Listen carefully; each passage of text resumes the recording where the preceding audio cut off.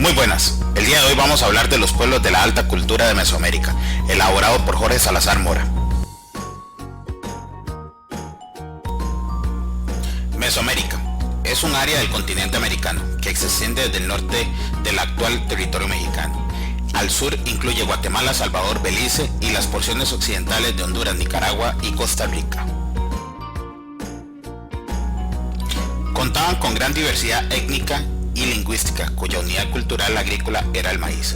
Usaban dos calendarios, uno de rituales de 260 días y otro civil de 365 días. Existieron diversas culturas como los olmecas, totonacas, mayas, zapotecas, mixtecas, toltecas y aztecas. En el periodo formativo de Mesoamérica, el sedentarismo agrícola, los cultivos temporales y la elaboración de la cerámica se inició en el 2500 a.C. La población fue en aumento, habitaba en caseríos que conformaban las aldeas. Entre los años 1200 y los 400 a.C. se presentaron cambios tecnológicos importantes.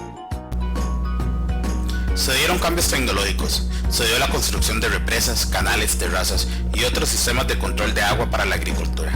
También se perfeccionó la técnica de la elaboración de la cerámica y la talla en piedra. Las aldeas se transformaron en construcciones de edificios cívicos, religiosos, con grandes plazas y templos sobre plataformas elevadas. Se dio una estructura social, con especialistas en la política, la administración, el comercio, la religión y el arte.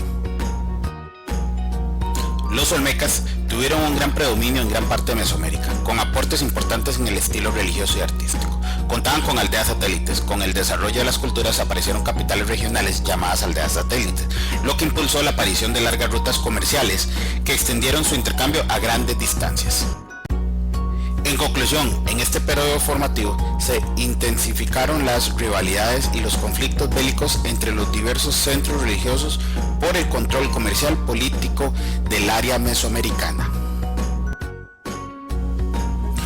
Ahora hablamos del periodo clásico mesoamericano. La agricultura continúa en su perfección. Con el incremento de grandes concentraciones de población, se impulsó el desarrollo del urbanismo a través de la planificación rigurosa y la construcción de complejos arquitectónicos masivos. Adicional, con la construcción de grandes centros urbanos se desarrolló aún más las especializaciones ocupacionales, lo que indica la existencia de mayor diferenciación social en la cultura mesoamericana. Establecieron grandes tradiciones culturales, de las cuales los mejores ejemplos los encontramos en el predominio mesoamericano de las tradiciones culturales de Teotihuacán, Cholula y Zapotecas. Grandes estados mesoamericanos son Copán, Tikal, Palenque, Teotihuacán, Monte Albán.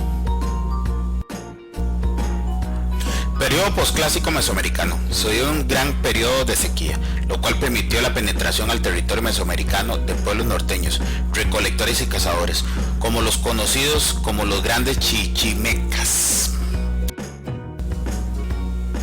La Gran Chichimeca son los nuevos protagonistas del desarrollo histórico-cultural, una vez que fueron integrados a las tradiciones mesoamericanas. Entre estos años se dio una gran movilidad de grupos humanos en todo el territorio mesoamericano, lo cual produjo una amplia difusión de elementos culturales. Fue generalizada la inestabilidad política, se desarrolló cultos religiosos a la serpiente desplumada, con su representación como dios de la Quetzalcóatl. Entre sus obras muestra una gran preocupación por controlar el tiempo, con el mejoramiento del calendario y un desarrollo de la escritura. En conclusión, en este periodo se dio el asentamiento más importante y temprano del altiplano central. Se ubicó en el Toyán Sococotitlán.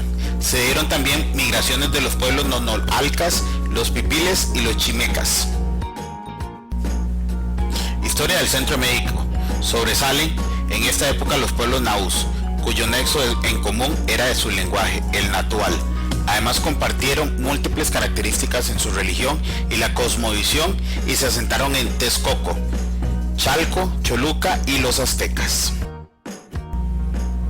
El fin de la historia concluye con la invasión de los europeos, la conquista paulatina de sus territorios y el inicio de la vida colonial. Y con esto concluimos la primera parte de la tarea. Ahora, a continuación, vamos a realizar las otras diapositivas de lo que es la cultura maya. Muchas gracias. Created using Powtoon.